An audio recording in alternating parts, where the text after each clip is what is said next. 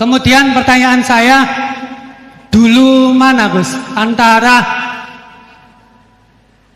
takdir yang ditentukan oleh Allah atau pilihan akal kita gitu. Soalnya kan bukan kalau orang bermaksiat kemudian dulu mana Allah menentukan dia bermaksiat atau akalnya yang memilih untuk bermaksiat.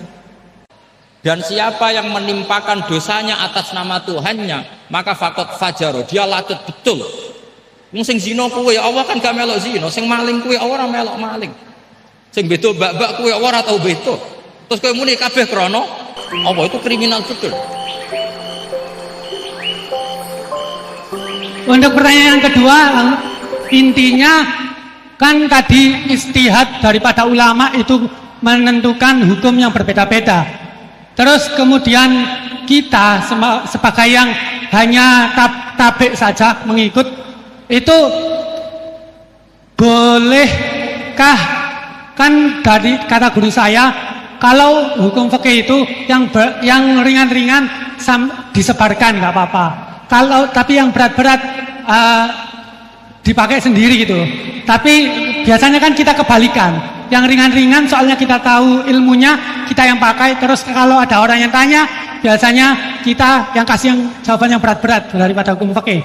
Jadi yang saya tanyakan, kalau berpindah hukum dari awalnya ikut imam ini, terus kemudian ikut imam ini, itu bagaimana batasan-batasannya gitu. Syukron.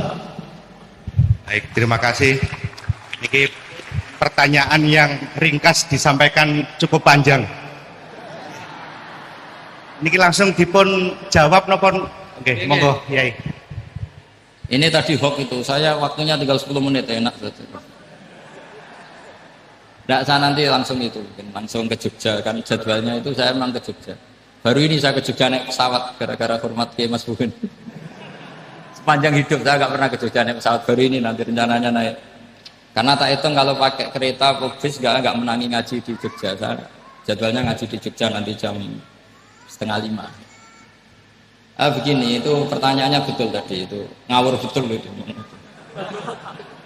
Karena begini ya, masalah qadha qadar itu kan sudah dibicarakan semua ulama di kitab-kitab. Satu, kita ngikuti ahlul hakikah. Idza dzikiral qadar fa'amsiku. Kalau qadha qadar sudah dibicarakan fa'amsiku, kamu harus diam di situ. Karena pertanyaannya gini, kalau kamu orang soleh, dan semoga Anda pelatihan jadi orang soleh, itu melihat Allah sudah menentukan semua, itu keren. Saya bangga punya Tuhan yang sudah tahu nasib saya kayak apa nanti. Saya betapa malunya punya Tuhan yang tak takoi, Gusti, sebenarnya nasibnya bahagia, mbah raro tapi kira sik. Itu kan ngeri betul. Sehingga kalau kamu soleh itu pokoknya bangga kalau Allah sudah tahu apa yang akan terjadi. Nah, soal kepanikan kita kan kadang kok nang wis ngerti aku celoko, terus gunanya apa aku sholat? Itu kesalahan kita. Kita kecewa kalau sekarang soleh, kemudian akhirnya tidak soleh dan akhirnya kita masuk neraka. Kekecewaan ini namanya khadun nafsi. Kita hanya mikir diri sendiri. Sebetulnya kalau kita abdan lillah, benar-benar hamba Allah, tetap bangga karena punya Tuhan yang tahu apa yang akan terjadi. Makanya yang dibutuhkan kesalian untuk ngakoni qadha qadar, dibutuhkan kesalian. Kalau enggak kriminal betul. Maka Sayyid Hasan bin Ali, saya hafalkan makalannya itu. Di antara aturan iman harus iman sama qadha qadar. Untuk menunjukkan innahu la yuqsa kurhan wa la yuhlabu kurhan, kata beliau. Supaya kita tahu bahwa Allah itu tidak dimaksiati secara terpaksa. Kamu bisa enggak bayangkan Allah ngeluh gini, sakjane aku ora seneng maksiat, tapi saya bisa berbuat apa? Artinya apa? Kalau maksiat dan keburukan tidak khairihi wa syarrihi minallah, itu Allah kan kurhan. Paham yang saya maksud? Artinya apa? Kita harus berkeyakinan khairihi wa syarrihi minallah. Tapi kita butuh syariat. Lalu setiap orang nakal berkelit tersani Allah juga masalah. Maka diteruskan makalah beliau. Waman hammala dzambahu rabbahu faqad fajar. Dan siapa yang menimpakan dosanya atas nama Tuhannya, maka faqad fajar. Dia latut betul. Wong sing zina kowe Allah kan gak melok zina, sing maling kowe ora melok maling. Sing beto mbak-mbak kowe ora tau beto. Terus kowe muni kabeh krana Allah, itu kriminal betul. Jadi makanya orang soleh itu harus hafalannya banyak supaya niru-niru orang soleh itu. Ini kan enggak ingin soleh tapi pakai akalnya sendiri. Itu bahaya dalam agama karena agama itu harus ada riwayat. Makanya beliau menyebut 2 kali. Siapa yang tidak meyakini khairihi wa syarrihi minallah maka dia faqad kafar. Karena seakan-akan di dunia ini waqa'a fi mulkihi ma la yuriduhu.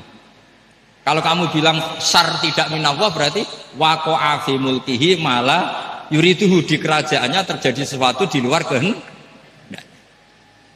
Tapi waman hammala dzambahu rabbahu faqad fajar. Orang yang menimpakan dosanya ditimpakan karena Allah, maka faqad fajar. Dia lacut betul. Allah tidak ikut maling, tidak ikut zina, tidak ikut korupsi kok. Ini kehendakmu ya. Nah, kalau kamu bisa paham itu ya sudah jadi orang soleh saja. Kalau enggak ya pilih wa amsiku tadi apa? Sudah tidak usah dibahas. Jadi saya mohon semua yang dengar ngaji saya ini, yang enggak tobat supaya tobat, yang sudah tobat ditambahi ilmu karena biasanya tobat itu ya karena enggak ngerti apa-apa, semua mikir. Itu makalnya Sayyid Hasan bin Ali, cucunya Rasulullah SAW, dan itu diamini oleh semua ulama. Saya pernah ditanya seorang rektor, enggak terima dosen, enggak terima mahasiswa, rektor. Tanya, Gus, yang benar itu Jabariyah apa Qadariyah? Jawaban saya lucu. Sementing soleh dulu. Kalau setelah soleh kamu enggak apa-apa, Jabariyah atau Qadariyah. Karena setelah kita soleh, perasaan kita gini, qaddaronillah ala sholat. Saya bisa berbuat apa di depan kehendak Allah. Sehingga perasaannya orang soleh ketika mengatakan al-abdu majbur adalah mengatakan la haula wa la quwata. Asal soleh loh ya, asal soleh. Tapi kalau orang itu tidak soleh, dijawab apa saja ya brengkel loh. Umpamanya natine ra tau tenang ma Allah. Qadariyah juga sama, ini penting. Misalnya ada orang soleh Qadariyah, mesti cara berpikir, oh pangeran adil ya, sing sholat diganjar swarga, sing zina diganjar neraka, sing ora nyolong diganjar swarga, sing nyolong diganjar neraka, kan adil.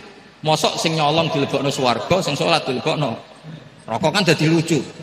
Artinya ketika dia Qadariyah juga ingin membaca hikmahnya Allah bikin aturan. Asal soleh, sama lagi asal. Jadi orang itu setelah soleh itu bisa improvisasi sendiri. Makanya ini pentingnya ayat innalladzina amanu wa amilus sholihat yahdihim rabbuhum biimanihim. Orang setelah iman nanti akan ditunjukkan oleh imannya untuk mengelola was-wasnya setan. Misalnya saya itu termasuk kiai yang terkenal kalau diundang susah. Karena saya fanatik fikih, saya punya ibu, saya punya pondok. Itu artinya punya kewajiban. Yang bisa mengalahkan kewajiban adalah kewajiban sing akbar yang lebih besar. Nah ini mau diundang mahasiswa ini kan jelas tidak akbar. Nanti maksudnya tarkul wajib li ajli sunnah. Wah kriminal saya. Meleburi bapak meninggalkan wajib demi sunnah. Ya jelas ya. Jadi kita harus terlatih dengan bahasanya orang-orang soleh. Kalau tidak masalah besar, masalah qada qadar zaman sahabat itu sudah terjadi perdebatan. Terus ada yang cerita, ada riwayat idza dzukira ashabi fa amsiku wa idza dzukira al-qadar fa amsiku. Kedua masalah ijtihad fikih yaitu enggak apa-apa, memang dari awal furu'iyah kan. Dari awal furu'iyah. Kalau nuruti ijtihad gini, kalau ada mahasiswa tanya sebaiknya dijawab apa enggak? Mungkin sebagian narasumber sebaiknya dijawab biar marem. Sebagian narasumber sebaiknya enggak usah dijawab. Wong mahasiswa ben pinter kok apa-apa takok, gak mandiri. Itu namanya ijtihad. Jadi kalau furu'iyah itu mungkin sekali. Ya ini saya masih punya waktu 2 menit, masih 1 pertanyaan itu hoax tadi yang 50 menit ya.